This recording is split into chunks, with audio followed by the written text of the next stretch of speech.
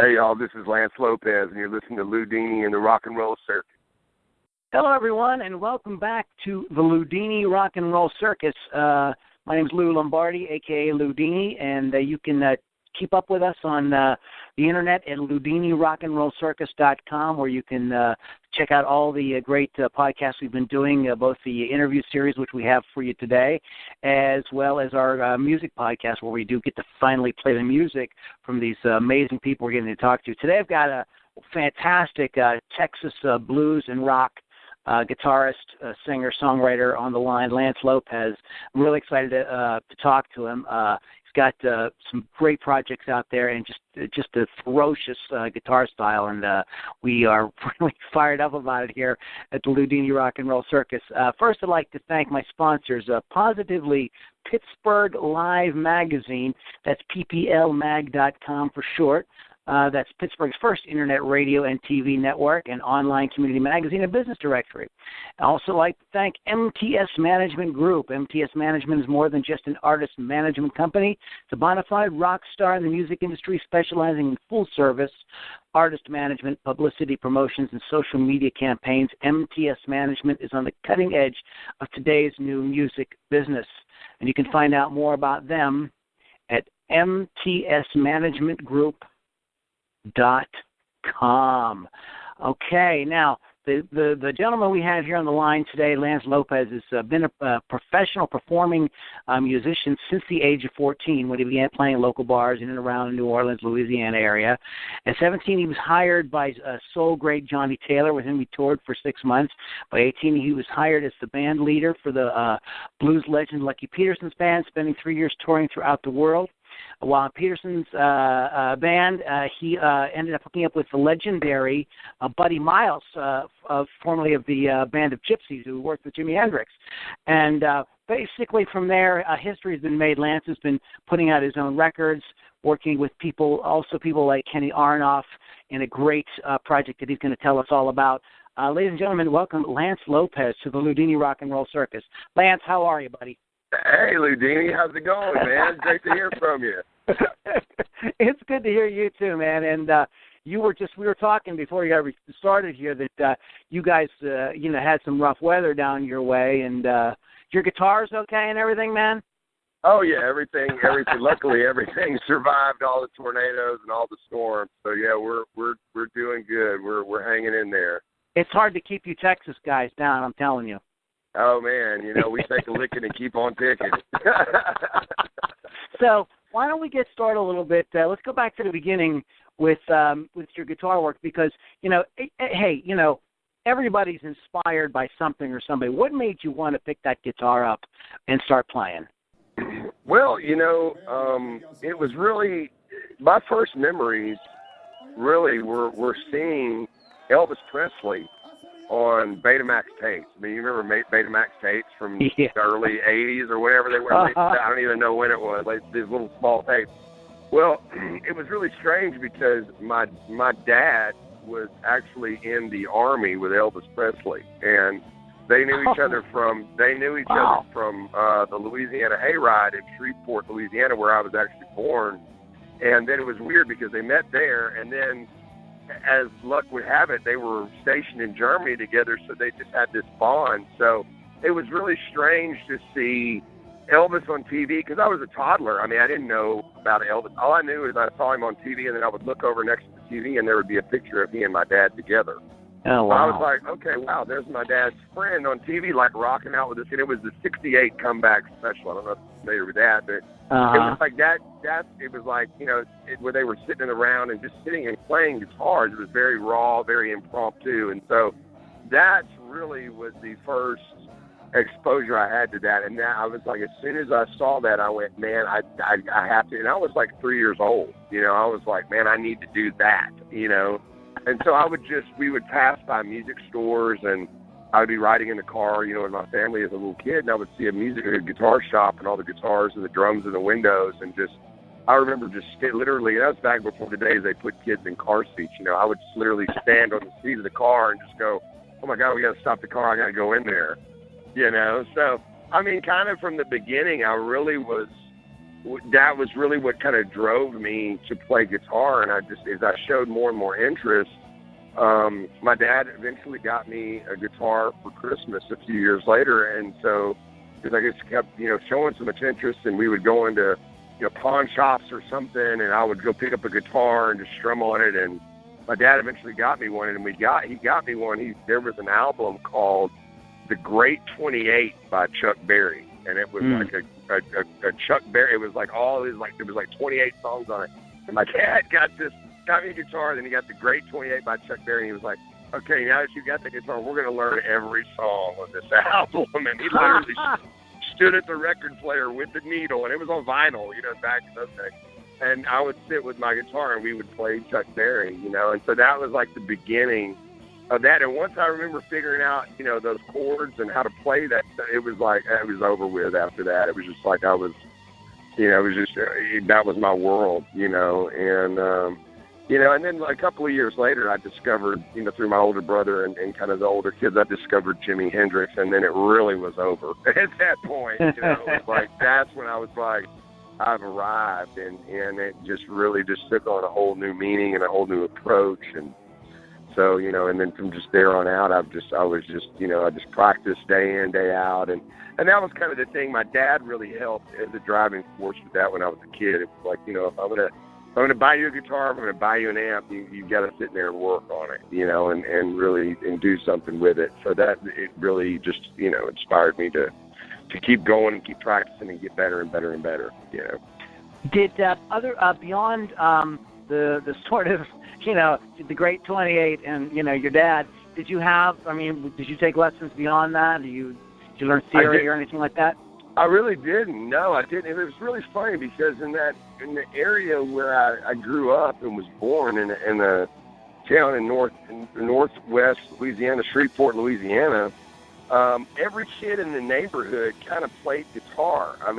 And there's another blues guitar player from that area that kind of stuck with it. It was a guy, Kenny Wayne Shepherd. I don't know if you're familiar with him, but Kenny Wayne was from that area. Kenny Wayne grew up in that neighborhood, and several other great guitar players. We're part of that same area where I grew up. So everybody kind of played together and kind of shared ideas, and everybody kind of talked about, we all just that's how everybody learned. We all just would get together and, you go ride bikes and play in the woods, and then go play guitar, and a lot of kids started when the video game thing started kind of happening around that time. We lost a lot of kids, kind of went off into that world, but several of us really stayed die hard. Of course, Kenny Wayne Shepherd went on to do what he did, and then there's several other guys from that kind of that little neighborhood that went on to be great guitar builders. There's a guy, that was part of that kind of that group that's now they're still in Shreveport building guitars, and so there was a lot of guys stuck. Some of the guys stuck with it, and a lot of them just kind of fell by the wayside, but. That was in the 80s, when it was like, it was, and we also had, the other thing about it was the area I grew up in, we had a lot of accessibility to Van Halen because, Eddie Van Halen's wife was from our town, and actually Kenny Wayne Shepherd's father actually introduced Valley Bertinelli and Eddie Van Halen. So they actually had a lake house near us. So kids were really in our neighborhood he was like a big hero to us, and he was very accessible. So a lot of kids were in that kind of world. So guitar was a big thing for us, growing up in the 80s there. So there was really not a lot of formal lessons. It was like one kid would figure out, a guitar part, and then another kid would kind of show, we were all kind of go learn from records, and then we would just kind of show each other guitar parts. And then, that was also the arena rock era too. So we would go and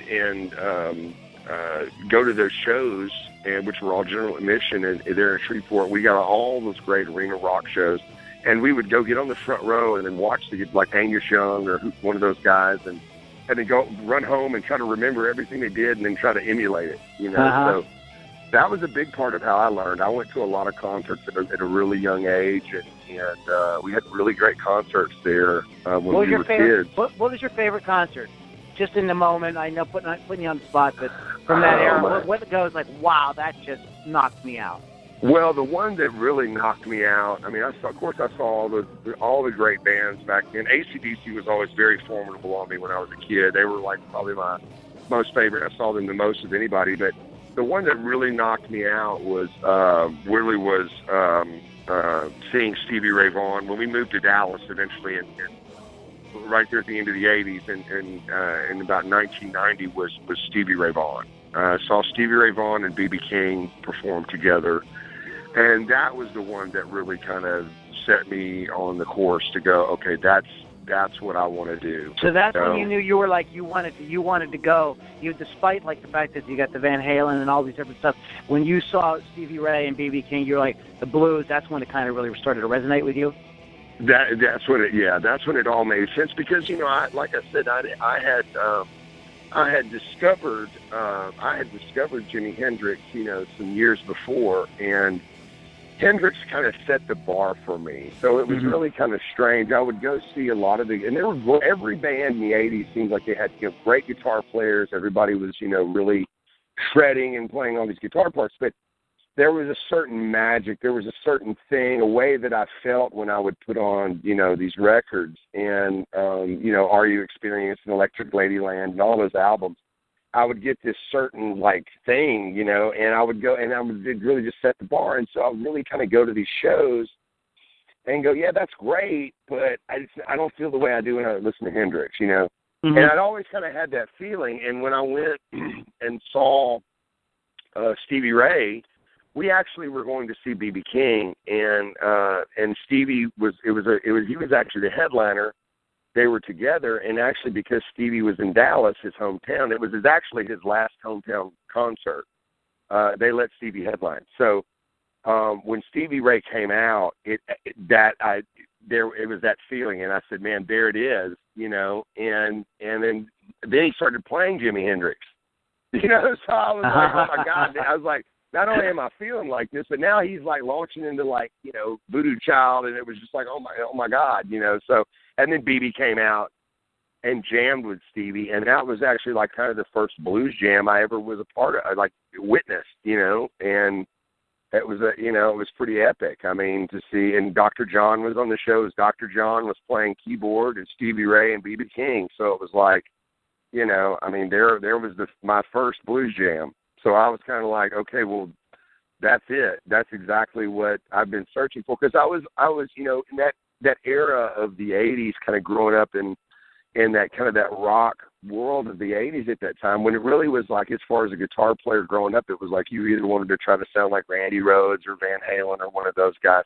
I was always drawn to more of the, you know, kind of the guys from the generation before in the 70s, you know, and the more bluesy, you know, bluesy hard rock, and so, which was kind of out of the norm for, you know, being a kid in the 80s. It was like, you know, everybody wanted to play the current, you know, music that was happening, and I was really into, you know, the guys like Leslie West and Jimmy Page, and guys that were very blues based. And I didn't know it at the time that's what, you know, that's what that was about, until, you know, seeing Stevie Ray and B.B. King together.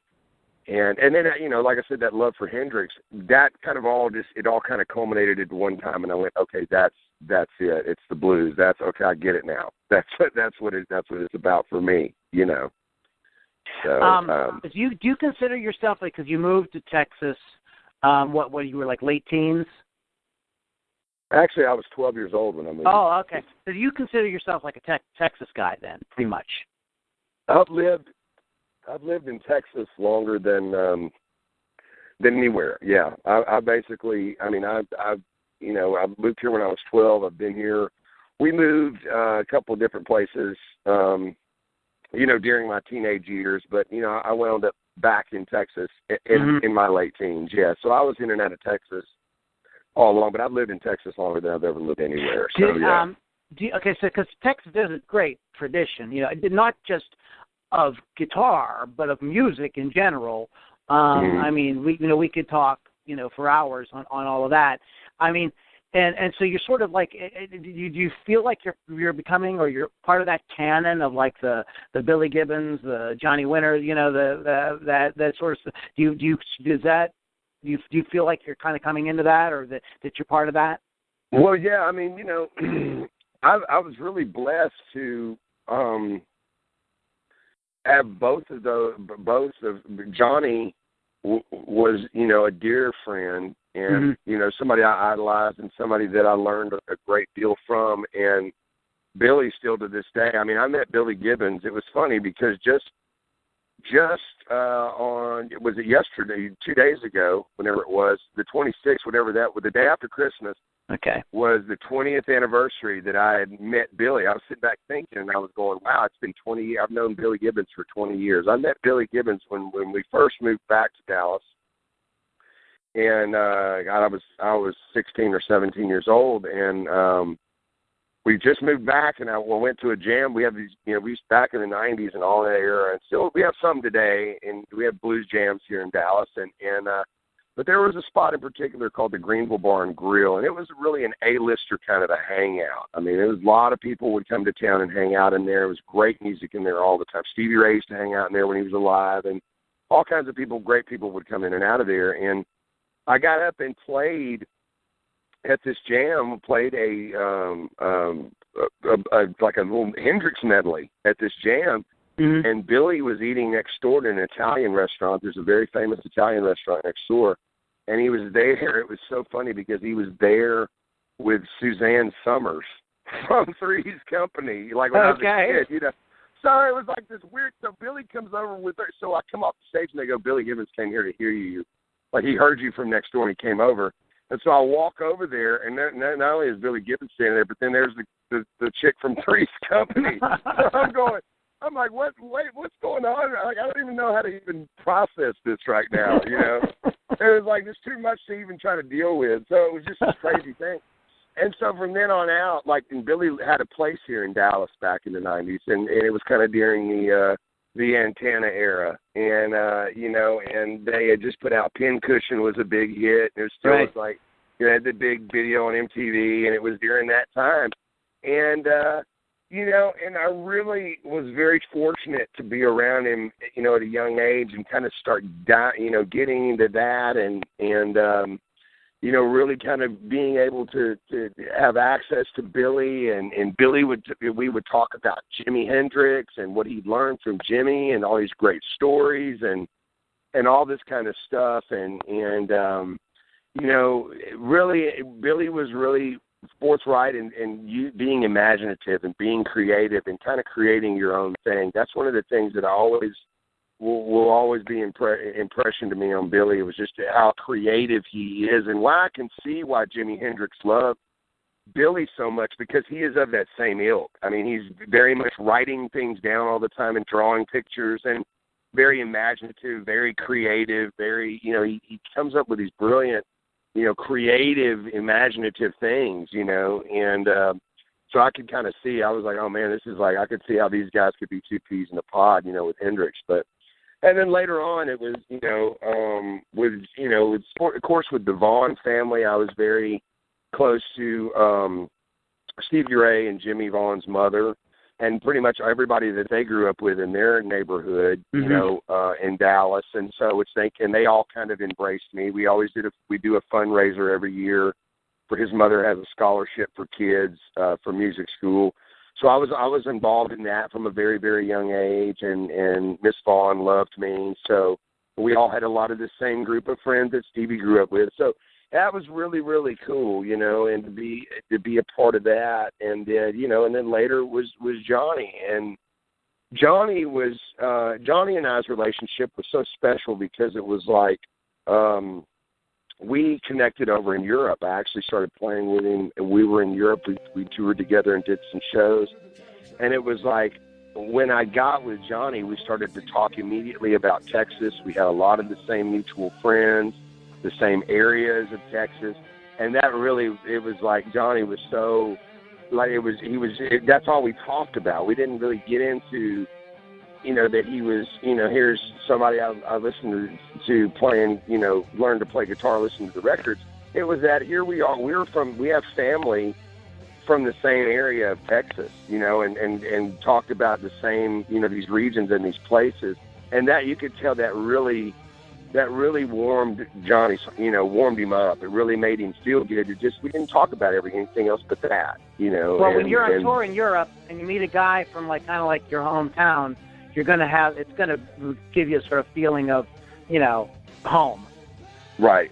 Exactly. So that's fantastic. It's great that you were able to sort of kind of connect with him on that level.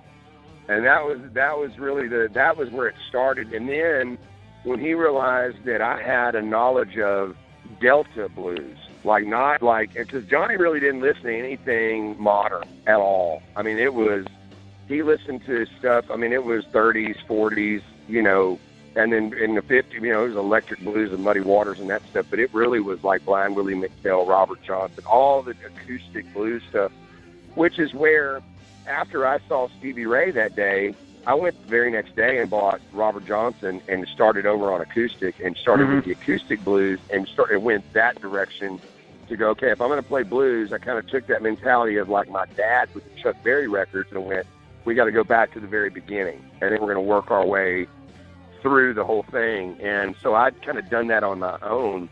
And so that when I had that knowledge and we sat down, it was like, okay, Johnny was like, now I got somebody I can talk to about this stuff.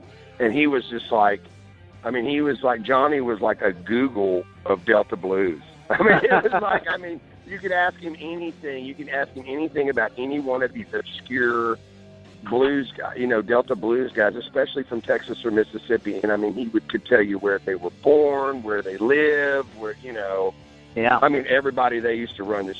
He had that information of all that. And so we would just sit and talk for hours and hours and hours about all of that, and then we would talk about the playing styles and how this playing style developed from Blind Willie Johnson and then moved to this guy and then that guy. And, and it was just like, that's what we would really, really talk about, right. was all that. And he imparted so much knowledge that I didn't know. And he was so glad that he could share that and talk to somebody and kind of pass that knowledge of, especially of being the scholar of those guys. To me, it was really cool. I'm really, really fortunate to be able to have you're very blessed. Yeah, you're very blessed, my friend. So, there's so much to talk about because you've done so many awesome, amazing things. But I want to get to, let's just fast forward. Let's get to what's going on. You've got what, 8? You've got 8 records under your own name at this point? Yeah. Or 9? Yeah. And you got a record coming out, or a record out with Sonic Blues. Supersonic Blues Machine. The Supersonic Blues, and you have your own record coming out. Okay, so let's start with your own record. You've got a new record out. Mm-hmm. Yeah, well, we're putting out. Now going back to Johnny Winter, back in 2014, beginning of 2014, Johnny had his 70th birthday party at B.B. King's in Times Square in New York City, and which would be, faithfully was Johnny's last birthday. And I was very, very just beside myself and humbled that Johnny and his manager, Paul Nelson, who I also work with, Paul Nelson also came to me and they asked me to open Johnny's birthday party, which was filled with many guests, special guests all throughout the night, and it was kind of a big jam session that they asked me to open the show, and it was unbelievable. And we had been out doing some shows together, and so that the album that we have coming out was recorded at B.B. King's Club. It is that set in its entirety that was recorded at B.B. King's. Was sold out that night. It was Johnny Winter's 70th birthday. It was actually on his actual birthday in New York City, and there was just an amalgamation of just the who's who of blues and blues rock and rock, there that night. Lots of great special guests and guests that just came to the party. So it was like, okay, if I'm going to be out here opening this show for Johnny, and Johnny asked me to do this, it's like I'm going to have to bring it 150%, you know. Of course. And so, you know what I mean? So it was like, that's where it was like, I'm going to have to come out here and give it my all. And so, and you know, and lo and behold, the tape was rolling. I had no idea, you know, and Paul Nelson contacted me probably about 6 months later, and he said, "Man," he sent me a message, and he said, "What are you doing?" I said, "Man, I'm hanging out." He goes, "Well, I just listened to I'm just blown away by this set I just listened to from New York City." And I was like, "Wow, who was it?" He said, "It was you." Oh, so really? Where? What? That was me. Yeah, Johnny's party. I was like, "What do you mean?" He said, "They recorded it." So I just, wow. It was unbelievable. And Paul was just going on and on about how phenomenal it was. And so I thought, man, really? And then we listened back, and yeah, they just captured a killer recording. It's very raw, and we kind of, you know, took the approach of, you know, really, you know, getting the best, you know, capturing the best kind of live sound, you know, we could, and just making it really, the mix really, really big. So I'm really, really proud of it. It's very, you know, not overly, it's just, there it is. It is what it is. It's a live album, you know, on a very special night. You know, that's the thing about it, too. It's not just like, okay, we just recorded 4 or 5 gigs on the road, or, you know, or just one show, just one random show. It was like, this was Johnny's 70th birthday party. It was his last birthday party. Mm-hmm. And it was a sold out party there at BB King's in New York City. So there was a lot of variables involved in it that made it really magical and really special. And that's coming out in January or February. When is it out? I believe February. Okay. February. And speaking of records coming out, because you just can't stop. You're working with the Supersonic Blues Machine, and tell me about that project, and how does that differ from Lance Lopez Band, and what do you kind of get out of that artistically that's a little different than your own band? Well, Supersonic Blues Machine kind of came about in Los Angeles, and I had reached out to an engineer and producer and bass player by the name of Fabrizio Grassi, and lots of mutual friends of ours in Europe, because I've been touring Europe with my own group for a while, and my records have done, you know, fairly well there. Lots of guys said, "Man, you need to really contact Fabrizio. You guys would be fantastic together." And so I looked Fabrizio up and saw that he had worked with Bonamassa and Leslie West and Zach Wilde and Steve Lukather and all these great guys. And we reached out and we began to talk. We began to, you know, a conversation and about him producing me and working on some material. And so when and I went to L.A. and I went to Los Angeles, and we got in the studio together, and we started working on some songs, and we started writing some songs, and it was instantaneous, you know, magic. Just like like I said, a lot of our mutual friends in Europe, all over throughout Europe, had been telling me, "You guys really need to get together." And so when we finally did get together, it was like, oh yeah, now we understand. I mean, it was just total chemistry, total magic. And then, and he had also been working with Billy Gibbons and a lot of those other people that I mentioned.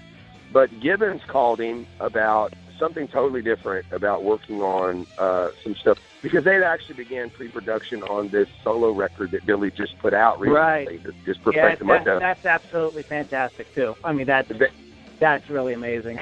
It's a Perfecto Mundo record, yeah. So they had started kind of working on putting that together, and it's kind of its infantile stages of Billy, you know, working on solo stuff. Fabrizio worked on him, so he called Gibbons called Fabrizio and said, you know, Fab, what's going on? And he said, "Man, I've been in the studio with a guy from Texas named Lance Lopez." And Gibbons just went, "Oh my God, really, Lance? Oh man," you know, and just was like, "Man, I've known Lance since he was a little kid," you know. And it was that whole thing, and he was like, "You guys need to put a band together, and then we'll do a song." And so then, like I said, Billy was always the guy with the imaginative, creative, like, "Oh, we're going to do," you know. And that's really how it sparked. I mean, me and Fab were kind of just starting to get to know each other. And we were like, man, this is really great. This is working great. And then Gibbons called him, and Fabrizio told him, and Gibbons said, you guys absolutely need to put a band together. We need to put this thing together. I've got a song for it. We're going to do this. We're going to, and all this and that. So the next thing you know, Fab and Kenny Aronoff had worked on, they had done Leslie West, a record with Leslie West, and they'd worked with Steve Lukather together as the rhythm section. And, Fabrizio reached out to Kenny, and Kenny heard what me and Fab had just done in the studio and was like, man, I love this guy. We got to do this. We need to, and then with Gibbons involved, it was like it just started to snowball. And then once we laid down the track with Billy, which Billy kind of had some material left over from the last ZZ Top album from La Futura. And, we laid that down, and then once that happened, it just started to snowball. Then Warren Haynes got involved, and I'd known Warren, around being around Mule and kind of that extended Allman Brothers family kind of stuff, and so Warren then got involved, and then Robin Ford got it, and it just started to snowball with all these great, amazing guitarists. Came to the table. Of course, then two of my oldest and dearest friends, Eric Gales and Chris Duarte, got involved. So, it was just like, it just began to snowball as we put it together, and the tracks just got better and better and better, and the songs got better and better, and it's really, we took our time with it. We were able to actually just space it out and work on it over the course of, a year and a half or so, and really get in there and really do it correctly. And, there was a lot of real serious input put into it, where it's different from my solo records, which were really kind of done where I would go in for, 2 weeks or whatever would be 10 days or a week, whatever, and go, okay, we're going to start the record here and we're going to finish it in 2 weeks a week, and we're going to do it all like that. This was done over a big spread out period of time where there was a lot of great songwriters involved, and a lot of great songs were brought to the table. A lot of great artists came to the table, and that we really were able to put it together and make it something very magical and very special, And so, that's kind of the thing, is that, it's a band where it's me and Fabrizio and Kenny in there, and then we have all these other great guitarists joining us, as guests on the, it's just like a big party, and it really didn't turn into where I kind of envisioned. I thought, we're going to go the route like, this is going to end up being like a Cream or something, where it's going to turn into this big jam thing because we got all these monster players. We actually had really great songs, and that was really the difference, where it was like, it just didn't turn into three soloists, totally shredding. It turned into like, we're going to play we're going to have some really great songs, and then we'll be able, and then when we really want to do playing, we're going to bring in some great friends of ours, so that we're really going to have a reason to play. We're going to bring in Robin Ford. We're going to bring in, Eric Gales or Warren Haynes, to come play with us live, so that we can really, really stretch out and do some serious jamming, Because jamming is one thing to jam in a band together, and all of us jam together, but it's also, I love playing with my friends, and having jam sessions, and I love jamming. So it's like, what better than to jam with, the best there is, and our most favorite that are true friends of ours, and people that we just love as artists and musicians. So that's kind of the idea, the premise. So what's stylistically? Is it more like a blues record? Is it more of a rock record? Is it harder edged? Is it more laid back? Supersonic Blues Machine is definitely more of a. It's got elements of all of it. It's more of a. I would say it's a blues rock record. It's definitely some blues. Blues-based rock, but it's not, hardcore. It's not very heavy. You know, it's not a heavy rock album. There's some stuff does, but you know, you've got everything like there's a you know, the track that Warren Haynes and I did is a very feel good ballad, much like very along the lines of Soul Shine with Government Mule. Mm-hmm. You know, we did one of those with Gibbons. It's hard edge ZZ Top. You know, it's that hard edge kind of that kind of feel. And then you know, then with like Chris Duarte and Eric Gales, we got into some more of the stuff that we've always, you know, the real kind of Strat powered, kind of Hendrixy kind of, you know, psychedelic blues rock. You know, we kind of got into that world, and then, you know, so there's just an amalgamation of stuff. You know, Robin Ford and I did a great another ballad that's really a serious, you know, ballad, like a love song. So I mean, it's all over the map. And then we've got, you know, pure like funk on there. You know, it's got funk, it's got rock, it's got blues, it's got ballads. You know, it's got some kind of pop songs. I mean, it really, but they're good songs. You know, it's there's not like just straight ahead shuffles. You know, it's not like you're just getting a pure blues shuffle or anything like that. It's just really, really good songs. So it's kind of all over the place as far as that's concerned. But it's not all over the place where it's like, okay, there's no direction. You know what I mean? It has a thread that runs through the sound. Exactly. So what's the name of the album? The album's called Supersonic Blues Machine. What's the album called? It's called it's Supersonic Blues Machine, and the song is West of Flushing, South of Frisco. Okay. So the title really kind of comes from Flushing being Queens, and then south of Frisco being San Francisco. So all kind of arrows pointing to Los Angeles, because that's where we all met, that's where we all recorded, and that's kind of where Supersonic Blues Machine claims as its home. Even though I'm a Texas blues rock guy, you know, they're adopting me and pulling me into Los Angeles. So they're like pulling me out of Texas. They're like, you're over here now. So no, it's kind of a funny thing to where it's like, you know, it's really a Los Angeles based band, you know, and both Kenny and Fabrizio are in LA, and all the, you know, everybody, you know, we all came together. You know, Fabrizio and I began to work in Los Angeles, and we all recorded in Los Angeles. So that's kind of the premise. So kind of a base of operations for Supersonic Blues Machine is LA. So that's where the title is West of Flushing, which is west of Queens. I had a brief period of time where I lived in Queens. Fabrizio lived in Queens for a while. He lived in New York when he first came over, because he's originally from Milan, Italy. So he was in New York for many years before he eventually settled in Los Angeles. So we all had kind of a New York connection, and then you know, and then San Francisco, you know, and then south of Frisco being San Francisco. So it's like I said, the title is all arrows kind of pointing to LA. So that's where all the magic happened. That's where we all came together. And your live record is called Live in New York?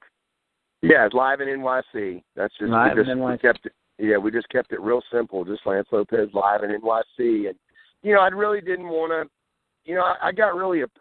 It was really sensitive for me because, you know, I'd found out right after Johnny passed away that there actually was even a recording of that night, because, you know, it really, when Johnny passed away, and it's still, I mean, I'm still dealing with it, you know, I mean, because Johnny was, I mean, we all have Johnny as our icon and our hero, and Johnny Winter, but he was a dear friend of mine, you know, and that's where, in the loss of a very close and dear friend, so, and it just was, you know, it was a lot to deal with, so, and it was really weird, because I'd gotten approached by some people, various, you know, entities that wanted to do Johnny Winter tributes, and they wanted to do Johnny Winter tribute album. And for me, you know, it was one thing for Paul and I to kind of go out and play, because we had played on stage with Johnny so many times, to kind of pay tribute to him. But when outside entities kind of came in, you know, it was one thing to go play with the band and go, okay, we're going to pay tribute to our friend and, you know, and play with the band. It was another thing for kind of outside sources to come up and say, hey, we want to do, all of a sudden now we want to do a Johnny Winter tribute album. And so I really didn't want to associate too much of it, that the fact of that it was, it was just really sensitive for me to say, to say, live at Johnny Winter's birthday party or something, I barely. You didn't want to feel like you were capitalizing on that. Exactly, because like I said, it was just really. Johnny was a very, very close friend. I mean, he was a mentor to me. He taught me so much. I mean, it was like losing a family member. So yeah, I did, and then being approached by certain people that were trying to, you know what I mean? Yeah. That kind of freaked me out. So I was like, me and Paul talked about it, and it was like, let's just call it Live in New York City or in NYC, or let's just leave it at that. Let's, I don't even want to even put the B.B. King thing in there. Let's just say we were in New York City on one great night, and then and those that know will know. So, and then we have mention of it in the liner notes, but it's not splashed across the front of the cover, and we're not using Johnny in any way to try to capitalize on that. It just was a special night. It was a magical night, and so that's just why we kind of kept it really simple with the Live in NYC. Well, we're recording this at the end of 2015, the very end, last week of 2015. So in February here in a few weeks, the records come out. What's the plan? Are you guys on? You going on tour, or what, are you? Is the Supersonic Blues Machine? Are they going to do gigs? Like what is the next year look like for you? Oh yeah, absolutely. We are planning on. We're planning on once of course, I mean, when with the Live in NYC album, I mean, when it comes out, of course, we'll be touring, and I've also got a lot of studio recordings that I've done with both Paul Nelson and with Fabrizio Grassi that are solo things that I'm working on for a studio album. I'm actually having another studio album that's in the works that we're actually that will actually follow up the Live in NYC album that we're still kind of finishing up. But and then Supersonic Blues Machine will be doing some specialized touring and some specialized dates, because when we go out and play live, we will have a lot of the guests that are on the album live with us. So we'll have Warren Haynes, we'll have Robin Ford, we'll have Eric Gills, we'll even have Gibbons on some dates. So it's going to be a specialized event, kind of a tour thing, and we actually have talked about late spring for starting in Europe. We're going to actually kind of start overseas and then kind of branch out from there. So yeah, we're with all of that. We're looking at really kind of jumping off in the spring with a lot of touring. Once these two records come out with my live album and with Supersonic Blues Machine. Both projects will kind of be, we'll be kind of interweaving in between tour dates and that. But that'll be the Supersonic Blues Machine. Yeah, will be really exciting because it won't just be me, Kenny, and Fabrizio. It'll be, we'll have, at least half of those guests that are on that record with us. We'll have Walter Trout, we'll have Robin Ford, we'll have Warren Haynes out playing shows with us. Sounds like an awesome show. Hopefully I can get a chance to catch you guys. Anything else you want to plug or anything before we wrap up today? I just would say, just keep checking out the records. We've got, my website is lancelopeztx.com. My Facebook is Lance Lopez Band, Facebook / Lance Lopez Band. My Twitter account is Lance Lopez TX as well. So, I mean, I'm a big social media guy, so I'm real easy to find where I'm at playing live via social media, Facebook and all of those things. So yeah, it's all very accessible. I'm big on social media, so you follow me on Twitter, follow me on Facebook, and you can stay real updated on that. And then our website is. We try to keep it somewhat updated, but social media really, we really keep that very updated. So yeah, just come like the band page, follow us on Twitter, Instagram as well. It's also Lance Lopez TX. So we're all on social media. So yeah, definitely follow us on that. We'll keep you up to date. All right, guys, you've been listening to. Hey, Lance, hang on for a second. Thanks a lot, buddy. Hang on for just 1 second. I need to finish something here, and then we'll wrap up. guys, you've been listening to Lance Lopez. He's got a couple of great records coming out here very shortly. By the time it airs, they'll be coming out pretty quick. Live in NYC or live in New York, which is the Lance Lopez Band. And you definitely want to check out the Supersonic Blues Machine. And I believe that is supersonicblues.com for that release. It looks really hot. There's some great players on it, as you heard Lance talk about. One more time, thank our sponsors, Positively Pittsburgh Live, PPL. mag.com and MTS Management Group. That is mtsmanagementgroup.com. You have been listening to the Loudini Rock and Roll Circus. If you're digging what you're hearing, check out the rest of the interviews on our website, Loudini rockandrollcircus.com. We have you heard us talking about Paul Nelson. I just did a great interview with him as well. So that's up there, and so we're involved in a lot of different things. We're out there promoting artists like Lance and Paul and these guys that are playing real rock and roll that needs to be out there. So check that out and get into it. We also do a music cast once a week where we play these artists, and so you can get a chance to get a peek at what they sound like. Hey, thank you guys so much for listening. LoudiniRockandRollCircus.com, and we will see you guys on the next podcast.